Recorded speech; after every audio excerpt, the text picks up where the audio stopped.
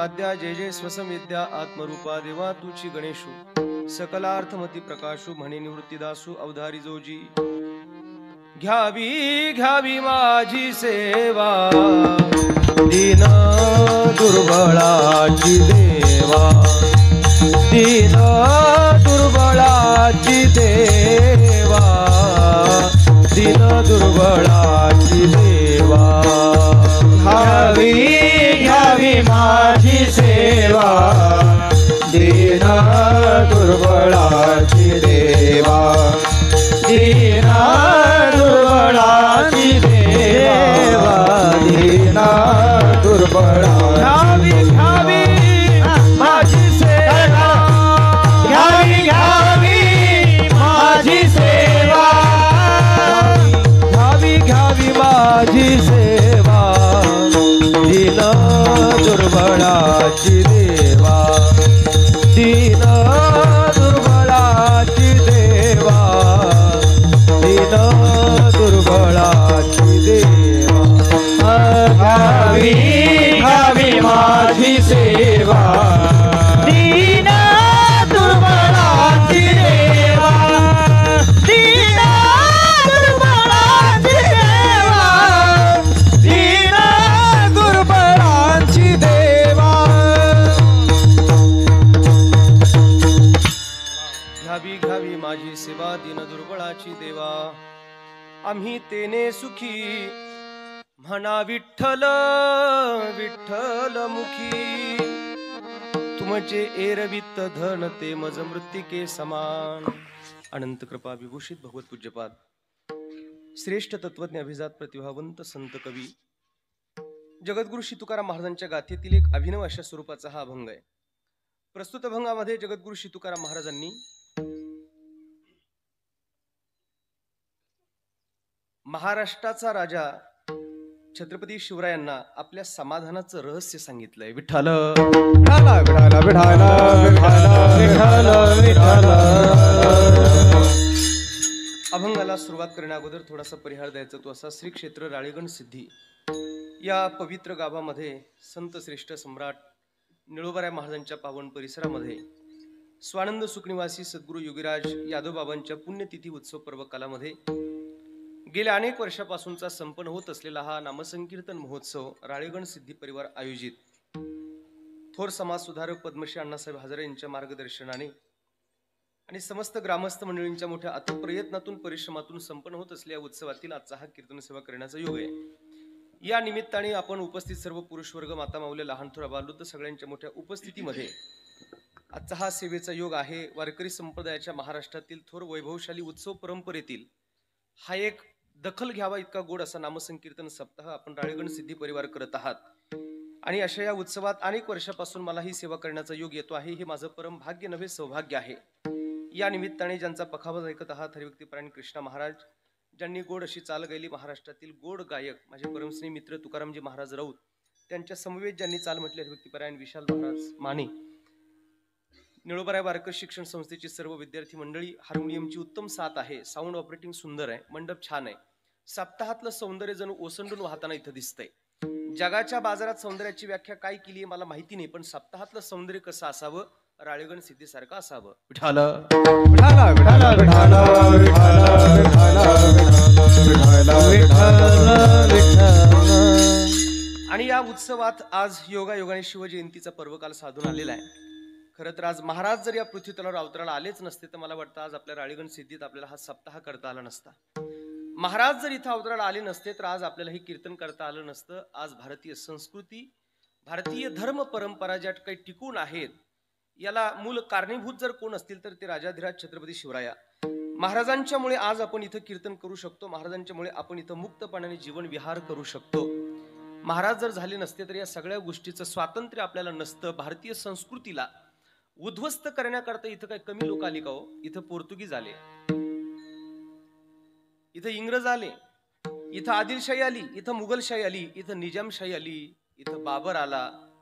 500 वर्ष लागले पुन्हा आपल्याला रामचंद्र प्रभूंना स्थानपन्न होण्याकरिता। मला असं वाटतं का 2024 हे साल आपल्या सगळ्यांसाठी तसं फार आनंददायी साल आहे। कारण 22 जानेवारीचा हा जो दिवस आहे हा आपल्या सगळ्या संबंध भारतवर्षासाठी जणू दिवाळीचा सण आहे. विठाल विठाला विठाला विठाला विठाला. आणि म्हणून अशा या भारतवर्षामध्ये आपण राहतो आहोत. आज आपण मुक्तपणाने परमात्म चिंतनाचा आनंद घेतो आहोत. हे अनंत उपकार जर कोणाचे असतील तर छत्रपती महाराजांचे आहेत. वारकरी संप्रदायाचे जे संत आहेत, ज्ञानोबा तुकोबाराय ही संप्रदायाचे प्राण आहेत. आपण इथं बसलेपैकी सगळेचे सगळे लोक तुकोबारायचे जणू फॅन होत. फॅन म्हणजे चाहते होत तुकाराम महाराजांचे. तुकाराम महाराज आम्हाला इतके आवडतात. थोडा पक्वाचा आवाज थोडा कमी करा. इतके प्रिय आहेत आम्हाला ज्ञानोबा तुकोबाराय का आमचे प्राण आहेत जणू माऊली आणि तुकोबाराय. आणि त्या शब्दांच्या खोलवर जाऊन संतांचे देखणे आणि सुंदर अर्थ शोधण्याचा आपण नेहमी प्रयत्न करत असतो. मी अनेक वर्षापासून इथे कीर्तन करतोय. नवीन नवीन विषयाचं चिंतन आपण अनेक वर्षापासून ऐकत आहोत. माझाही तो प्रयत्न आहे. तेवढंच काम असल्यामुळे आपण नवीन विषयाचं चिंतन करत राहावं. नित्य प्रवाह हा जणू आपल्या बुद्धीला सुद्धा विकसित करत जातो. आजचा जो अभंग आहे तुकाराम महाराजांचा हा एक संवादात्मक अभंग आहे. या अभंगाची पार्श्वभूमी अशी आहे, जगद्गुरु श्री तुकाराम महाराजांना छत्रपती शिवराय महाराज भेटले. महाराजांची प्रापंचिक अवस्था थोडीशी दयनीय दिसल्या कारणाने छत्रपती शिवाजी महाराजांनी तुकोबारांना काही द्रव्य संपत्ती वगैरे देऊ केलं. आणि त्यावेळेला महाराजांनी छत्रपती महाराजांशी जो काही संवाद केलेला आहे त्याच्यातला आजचा हा अभंग आहे. विठाल विठाला विठाला विठाला विठाला विठाला विठाला. मुळात भक्ती साधना करणारी जी काही संत महापुरुष आहेत, ज्याची परमार्थ साधना हळूहळू वाढत जाते, त्या माणसाचे दोन विकार आपोआप गळून पडतात. एक त्याचा काम आणि दुसरा त्याचा लोभ. परमार्थ म्हणजे काय? परमार्थाचा परिणाम दिसला पाहिजे. कामनेच्या त्यागे भजनाचा लाभ. परमार्थ म्हणजे काय? तुमच्या आतमधले विकार हळूहळू जर कमी होत जातील तर ते खरं भजन आहे. नाही म्हणजे महाराज ते तर दिवसभर भजन करतात. ते दिवसभर भजन करतात पण स्वतःचे बैल दुसऱ्याच्या बांधावर चारितात. हा भजनाचा प्रभाव कसा असू शकतो? भजनाचे परिणाम दाखवा, अन्यथा ते भजन होऊ शकत नाही. अनन्यतेने ज्याच्या अंतःकरणाची स्थिती परमात्म्याकडे हळूहळू प्रवाहित होत चालली आहे, जो स्वतःच्या विकारावर ताबा मिळवतोय, जो स्वतःच्या इंद्रियांना सेल्फ कंट्रोल, जसं आपल्याकडे म्हटलं जातं ना, mind control is the best control. मनाला नियंत्रित करणं, आपल्या चित्ताला नियंत्रित करणं, आपल्या विकारांना नियंत्रित करणं, याला परमार्थ म्हणतात. विठाल विठाला विठाला विठाला विठाला. आणि अशा या संपूर्ण विकारांना नियंत्रित करणं जर भजन असेल, जर परमार्थ असेल, तर असा परमार्थ आम्हाला दिसला पाहिजे. आणि ज्यांच्याकडे पाहून आम्हाला असा परमार्थ करावा असं वाटतो ते माऊली आहेत, ते तुकाराम महाराज आहेत, ते निळोबाराय आहेत. हे संत आमच्यासाठी आयडॉल आहेत. हे संत आमच्यासाठी आदर्श आहेत. बघा तुकाराम महाराजांकडे एक काळ आहे तुकाराम महाराजांचा, ऐश्वर्यातला संपूर्ण तुकोबारांची प्रापंचिक परिस्थिती आहे. अचानक दुर्गादेवी नावाचा दुष्काळ पडला. त्या दुष्काळात तुकाराम महाराजांनी घरातलं होतं नव्हतं तेवढं लोकांकरता दिलं, वाटून टाकलं. का? मी सुखी आहे आणि गाव जर दुःखी असेल तर माझ्या सुखाला राहण्याने काहीही अर्थ नाहीये. गाव जर दुःखाने पडलेला असेल आणि मी एकट्याने सुखाने जगावं, हे साधूला शोभतच नाही महाराज. साधू त्याला म्हटलं जातो जगाचं दुःख हे त्याचं दुःख असतं आणि जगाचं सुख हे त्याचं सुख असतं. विवेकानंद ज्या वेळेला शिकागोची धर्मपरिषद गाजवण्याकरता अमेरिकेत गेले. अमेरिकेत गेल्यानंतर महाराजांची अगदी उठण्या बसण्याची झोपण्याची फार उंच पद्धतीची तिथल्या श्रीमंत लोकांनी व्यवस्था केली. स्वामी विवेकानंद ज्यावेळेला अमेरिकेत गेले तेव्हा झोपण्यासाठी एका उंच पलंगावर रेशमी वस्त्र अंथरलेलं होतं. तिथं महाराजांच्या झोपण्याची व्यवस्था केली. स्वामीजींना झोप आलीच नाही. महाराज जागेच होते का? अचानक महाराजांना पुन्हा विचार यायला लागला का माझ्या भारतातला शेतकरी हा जर आजही जमिनीवर झोपत असेल, माझ्या भारतातल्या शेतकऱ्याची आजही जर खाण्यापिण्याची पंचायत असेल, तर मी त्यांचाच एक सेवक जर अमेरिकेत येऊन इथल्या पलंगावर जर छानपैकी झोपत असेल तर हे माझ्या साधूपणाचा अपमान आहे. विठाल विठाला विठाला विठाला विठाला. जग दुःखी असताना मी एकटा सुखी कसा काय राहू शकतो? आपलं उलटय महाराज. आपल्याला जगाच्या दुःखात सुख वाटतं, जगाच्या सुखात दुःख वाटतं. शेजारच्या बंगला पाहिला की त्याच्या पोटात गोळा येतो, त्याची गाडी पाहिली की दवाखान्यात ऍडमिट होतं. हा जलसी, याला मत्सर म्हणतात संत वाङ्मयात. मत्तः सरत ही ती मत्सर. हा माझ्यापेक्षा कोणी सरस नको, ही सामान्य मानवी बुद्धी. आणि जग सुखी असावं ही संत अंतकरणाची इच्छा. विठाल विठाल विठाल विठाल भारतातल्या 4 आचार्यांपैकी एक आचार्य आहेत रामानुजाचार्य. ऐका, फार गोड सांगतोय. रामानुजाचार्यांच्या गुरुजींनी त्याने एक मंत्र दिला. सांगितलं, हा मंत्र मी तुला देतो. हा मंत्र तुला दिल्यानंतर तुझं गाव तुझं जीवन सुखी होईल, पण हा मंत्र तू गावात कोणाला सांगू नको. आणि जर तू गावात हा मंत्र सांगितला तर सगळं गाव सुखी होईल, पण त्याचा परिणाम असा आहे, गाव सुखी होईल पण तुला मात्र नरकात जावं लागेल. मंत्र मी तुला देतो, तुझं जीवन सुखी होईल, पण गावात कोणाला सांगू नको, कारण गाव सुखी होईल आणि त्याचा परिणाम सुरेश भाऊ तुला नरकात जावं लागेल, असं म्हटलंय आचार्यांनी. आचार्य गावात आले, त्यांनी बघितलं, स्वतः तो मंत्रोच्चार घेतला, साधना केली, जीवन परिपूर्ण आनंदाने भरलं. स्वतःचं जीवन सुखी झालं, पण गावाचं काय? जो देखे सो दुखिया बाबा, सुखिया कोई नहीं रे. थोडस राजा दुखिया प्रजा दुखिया, सुखिया कोई नहीं रे. सगळं जग दुःखी आहे आणि मी एकटा सुखी आहे. काय अर्थ आहे माझ्या जगण्याला? आचार्यांनी सगळ्या गावातल्या लोकांना बोलावलं, बैठक घेतली, सगळ्या लोकांना मंत्र देऊन टाकला आणि पाहता पाहता काही दिवसात सगळं गाव सुख संपन्न झालं. गाव सुखी झालं. आचार्यांचे गुरुजी आले. आचार्यांना विचारलं, सगळ्या गावाला मंत्र दिला गुरुजी. अरे पण आता गाव सुखी झाला गुरुजी, पण आता परिणाम तुला माहिती का? तुला नरकात जावं लागेल. माहिती गुरुजी. मग तुला नरकात जावं लागेल हे माहिती असताना सुद्धा गावाला का मंत्र दिला? आचार्यांनी सांगितलं, गुरुजी, गाव जर माझा दुःखी असेल आणि मी एकटा सुखी असेल तर काही अर्थाने माझा गाव सुखी झाला पाहिजे. मी नरकात गेलो तरी चालेल. आणि तुम्हाला असं वाटतं का गुरुजी, का नरकात गेल्यावर मी गप्प बसेन? नाही. मग काय करणार आहेस? नरकात गेल्यानंतर सुद्धा नरकातल्याही लोकांना मी हाच मंत्र देईन आणि अख्खा नरक सुखी करेन. विठाल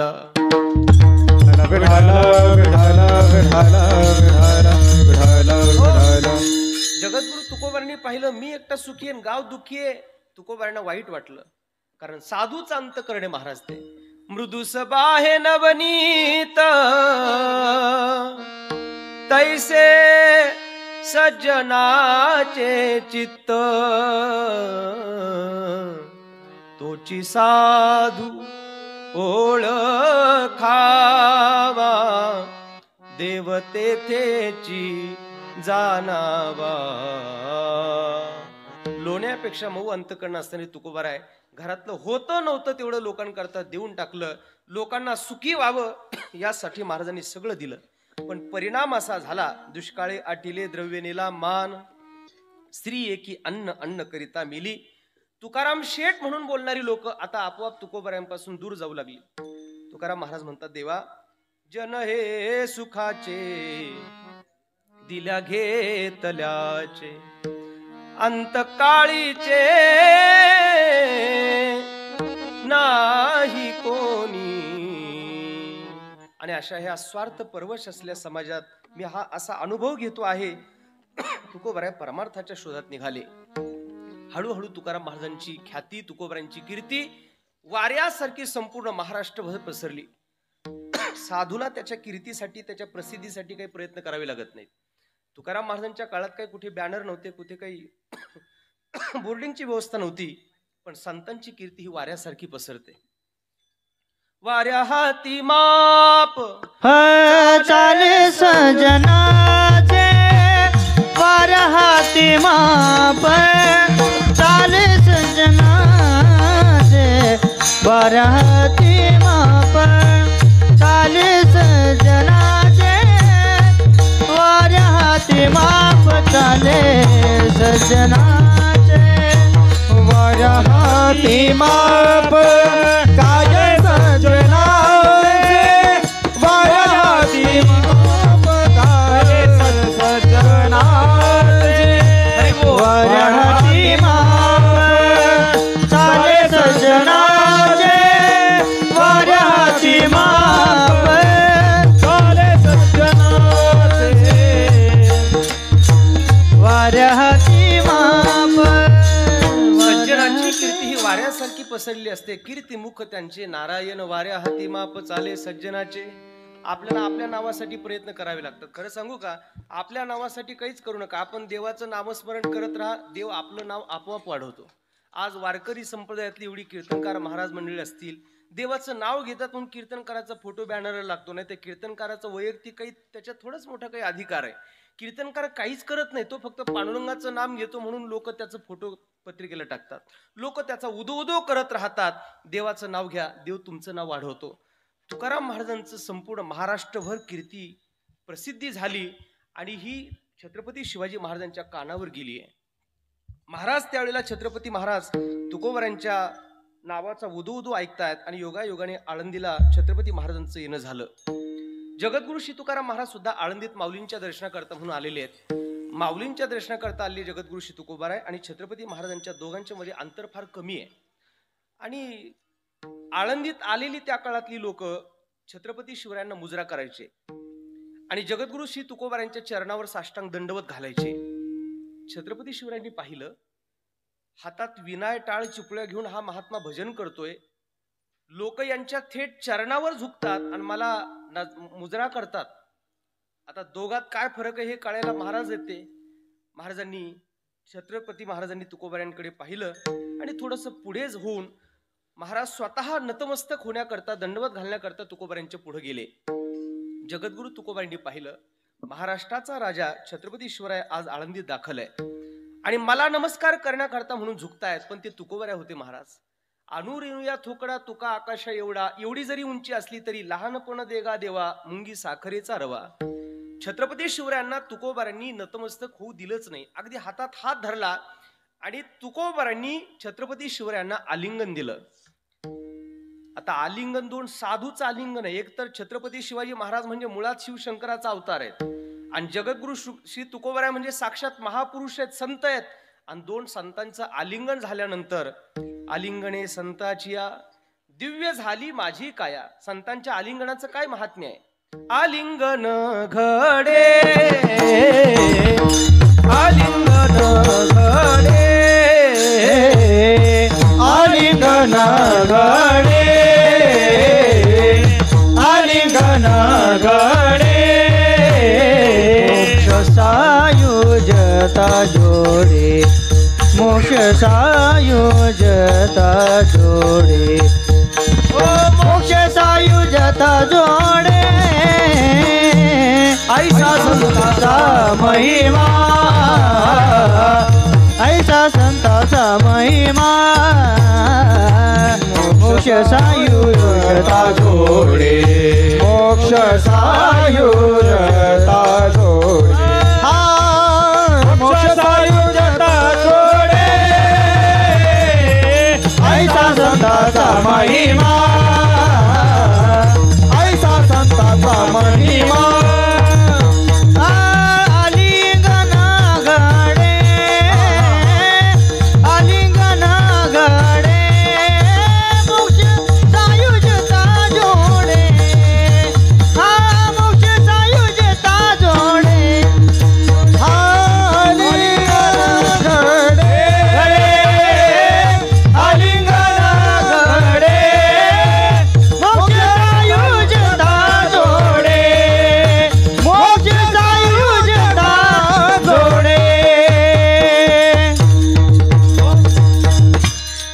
संतांचं आलिंगन झालं. छत्रपती शिवाजी महाराजांना जगद्गुरु श्री तुकोबारायांनी आलिंगन दिलं. विचारपूस झाली आणि विचारलं, महाराज आपण भक्ती चिंतन करत आहात, मी राज्याचं काम करतो आहे, पण ज्यावेळेला मलाही काही दुःख होतं, काही संकट येतात, काही अडचणी येतात, त्यावेळेला मलाही तुम्हाला भेटण्याची इच्छा होते आणि म्हणून आज आपल्या भेटीकरिता मी म्हणून आलोय. तुकोबारायांचं कीर्तन सुरू झालं की छत्रपती शिवाजी महाराजांनी कीर्तनात येऊन बसावं आणि महाराजांचं पहिलं कीर्तन शिवरायांनी ऐकलं आणि ऐकल्याबरोबर छत्रपती शिवाजी महाराजांनी बोलणं बंद केलं. महाराजांच्या जीवनाचे फार गोड पैलू मी आपल्या पुढे सांगतोय. शिवाजी महाराज म्हणजे फक्त आवेशातच सांगावेत असं नाहीये, शांतपणाने छत्रपती महाराज समजून घ्यावेत एवढा अधिकार आहे महाराजांचा. नाहीतर आपल्याला सवय अशी लागली का महाराज म्हणजे फक्त घोडा तलवार, त्याच्या पलीकडे पण महाराजांचं जीवन आहे, महाराजांची क्षमता आहे, महाराजांचं अंतःकरण आहे, नैसर्गिक शुद्धता आहे महाराजांची, जी आपल्याला काही या उरलेल्या 1 तासामध्ये चिंतनासाठी आपण करतो आहोत. ऐका, महाराजांनी पहिलं कीर्तन तुकोबारायांचं ऐकलं आणि कीर्तन ऐकल्याबरोबर छत्रपती शिवाजी महाराजांनी मौन धारण केलं. काय बोलायचं, बोलण्याची नाही आता देवाविन काही. यांचं कीर्तन असं होतं का हे कीर्तन ऐकल्यानंतर छत्रपती महाराजांनी बोलणंच बंद केलं.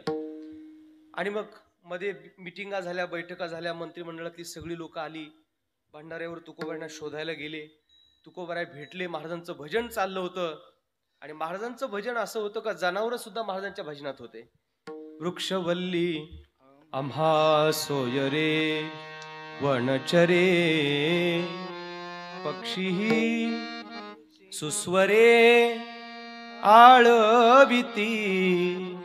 जनावर सुद्धा ज्यांच्या भजनावर प्रेम करतात अशा तुकोबांचं भजन ऐकलं. ही मंत्रिमंडळातली सगळी लोक आले, म्हणले महाराज आम्ही छत्रपती महाराजांच्या मंत्रिमंडळातून आलो. बर माझ्याकडे काय काम आहे तुमचं? काही नाही म्हणले महाराज. 4-5 दिवसापूर्वी महाराज तुमच्या कीर्तनात आले होते. तुमचं कीर्तन ऐकलं. त्या दिवसापासून महाराजांनी आता बोलणंच बंद केलंय, मौन धारण केलंय. तुकोबाराय म्हणाले मग आता छत्रपती महाराजांनी मौन धारण केलंय, याला मी काय करू? त्यांनी सांगितलं तुम्ही काहीच करू नका, पण ज्या ज्या वेळेला महाराज तुमच्या कीर्तनात येऊन बसतील त्या वेळेला तुम्ही असं कीर्तन करू नका का महाराज मौन धारण करतील. ब्रह्मीभूत काया होतसे कीर्तनी, ब्रह्मीभूत काया होतसे कीर्तनी, ब्रह्मीभूत काया होतसे कीर्तनी, ब्रह्मीभूत काया होतसे कीर्तनी. भाग्य तरी ऋणी देवाईसा, भाग्य तरी ऋणी देवाईसा, देवाईसा.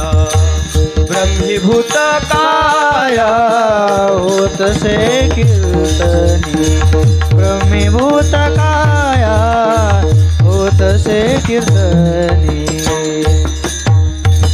भाग्य तरी ऋणी देवाईसा. महाराजांचं कीर्तन असं होतं की साक्षात छत्रपती महाराजांनी मौन धारण करावं. अशा अधिकार संपन्न जगद्गुरु श्री तुकाराम महाराजांचे हे शिष्य छत्रपती शिवाजी महाराज. ऐका. आणि महाराजांचं अनुयायीत्व स्वीकारलेले छत्रपती शिवाजी महाराज जगद्गुरु तुकोबारायांच्या नित्य सहवासात येऊ लागले. राजसत्ता आणि धर्मसत्ता मुळात एक तर सोबत चालल्या पाहिजेत, किंबहुना राजसत्तेपेक्षा धर्मसत्ता मोठी असली पाहिजे. दुर्दैवाने जेव्हा धर्मसत्तेपेक्षा राजसत्ता मोठी होते त्यावेळेला मात्र कुठेतरी विकृती आम्हाला बघायला भेटते. विठाल विठाल विठाल विठाल छत्रपती शिवाजी महाराजांचं जे राज्य आहे ते तुकोबारायांच्या अत्यंत स्वाधीन असल्याप्रमाणे महाराजांच्या प्रत्येक शब्दांचा विचार करून महाराजांचं पाऊल पडतंय. आणि तुकोबारायांच्या सहवासात राहणारे छत्रपती शिवाजी महाराजांनी पाहिलं की तुकोबारायांची पारमार्थिक उंची जर बघितली तर फार मोठी आहे. महाराज खूप मोठ्या उंचीवर आहेत. जे जे दृष्टी दिसे ते ते हरिरूप या उंचीवर जगद्गुरु श्री तुकोबाराय पोचलेत. भूतीदेव म्हणून भेटतो या जना, नाही हे भावना नर नारी. मला कुणी स्त्री दिसत नाही, मला कुणी पुरुष दिसत नाही, जो कोणी मला दिसतोय तो फक्त माझा पांडुरंग दिसतोय. या उंचीवर जगद्गुरु श्री तुकाराम महाराज आहेत हे छत्रपती महाराजांच्या लक्षात आहे. पण महाराजांची प्रापंचिक परिस्थिती मात्र त्या काळात फार खालावलेली आहे. याचं कारण असं आहे की तुकाराम महाराजांनी स्वतः ते सगळं 65 लाखाची जहागिरी लोकांकरता वाटून दिली. 8 पिढ्याची सावकारकी तुकोबारायांची, पण सगळंच्या सगळं स्वहा केलं, त्याग केलेले आहेत तुकाराम महाराज. हे छत्रपती महाराजांना माहिती आहे. आणि आज मात्र त्यांची स्वतःची परिस्थिती त्यांच्या स्वतःच्या शब्दात आहे. आम्ही सदैव सोडके, आम्ही सदैव सोडके, जवळी येता चोर धाके, जवळी येता चोर धाके, जाऊ पुढती भिके, जाऊ पुढती भिके, उत्तरी घर राखीती, उत्तरी घर राखीती, नादनूक ऐसी सांगा, नादनूक ऐसी सांगा, नादनूक ऐसी सांगा, नादनूक ऐसी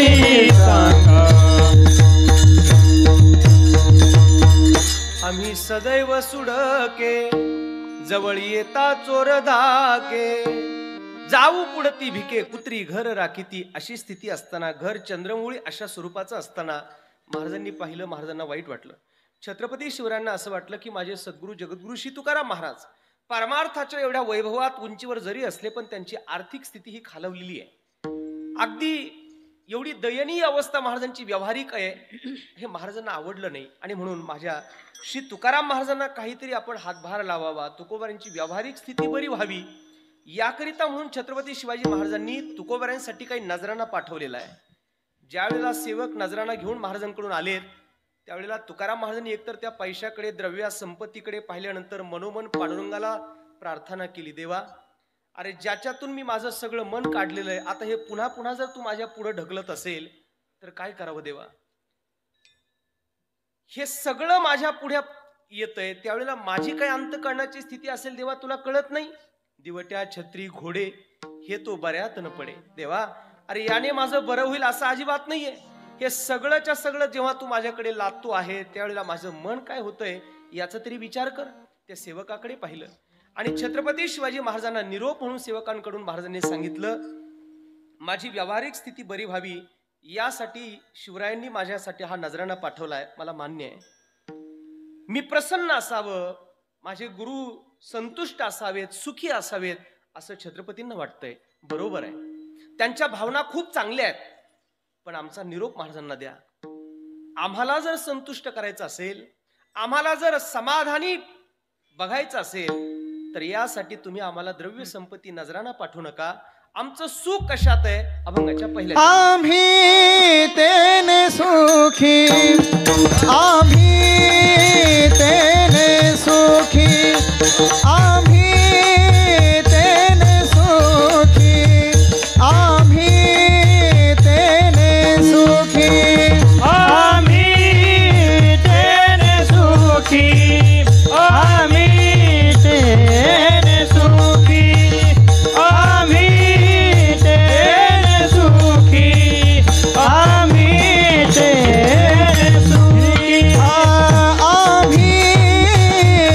तेने सुखी, आम्ही तेने सुखी,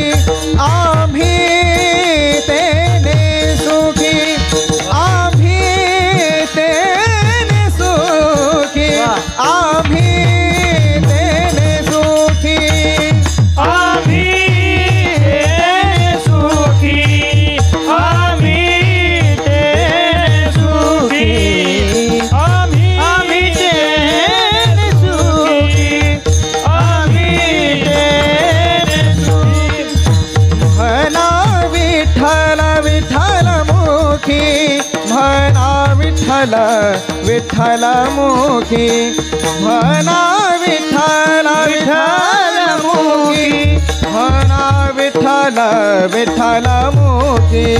तुमचे रवित धना, तुमचे रवित धना, तुमचे रवित धना, तुमचे रवित धना.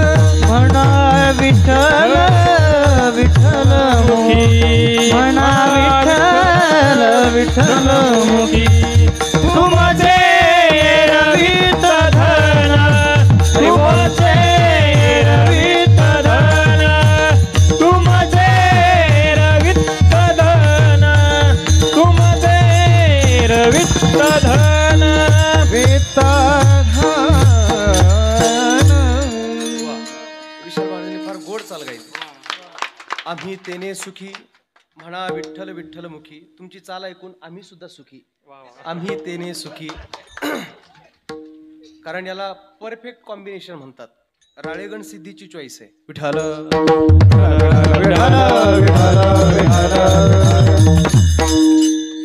तुकारामजी, विशालजी आणि कृष्णा महाराज ही परफेक्ट कॉम्बिनेशन आहे.